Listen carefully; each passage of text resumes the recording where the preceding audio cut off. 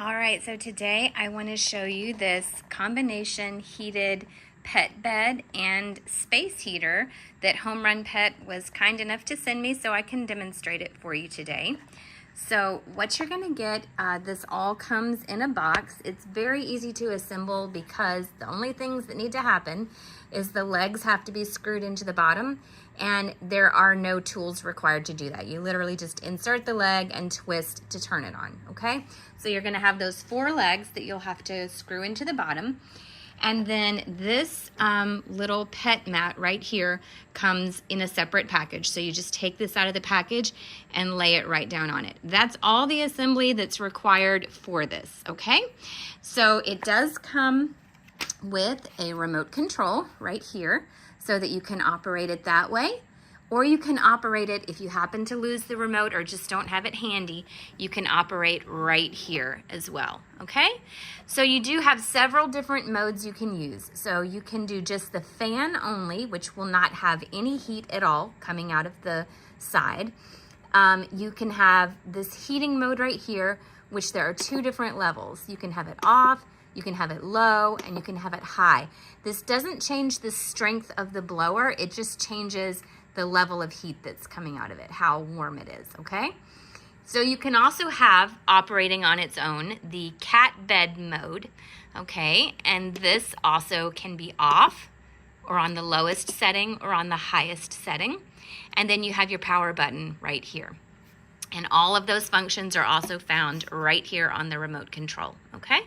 So what I want to tell you is a couple things that I have noticed about it. This gets warm but not hot. So even on the highest setting here, there's no danger really of you getting it too warm for your animals. So it's just especially, okay, so if I pull this back and put my hand on it, it definitely feels warm. If I was an animal laying directly on that for a long time, it would be warm but not hot. When this is laying over it, it's just a really gentle heat. It's not something that's gonna be too hot or cause your animal to overheat, even on this highest setting. So this padding right here really helps to diffuse that temperature. All right, the other things I want to show you is you have the air intake over here, and then you have where the air comes out over here. Okay, this is where the warm air blows out. So I'm going to put a piece of paper here so you can kind of see it's a real gentle heat and a real gentle blower.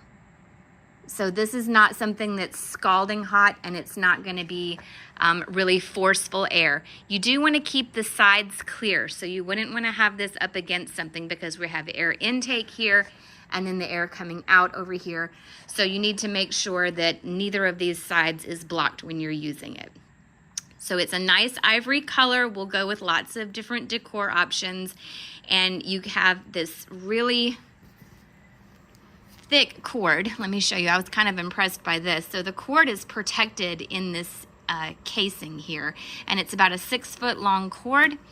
And you want to always make sure that, like with any space heater, it's plugged directly into the wall. So don't put this into a extension cord or a power strip or anything like that. You want to have it somewhere where it can be plugged directly into the wall. But that said, it is a nice sturdy cord. So we are probably going to end up moving this out onto our sun porch because we do spend a lot of time sitting out there, and it's just nice to have the extra heat for us and then the elevated space for the pets to lay. And our dog is small, and the dog and our 2 cats have been sort of fighting over this area. So we'll see who ends up winning.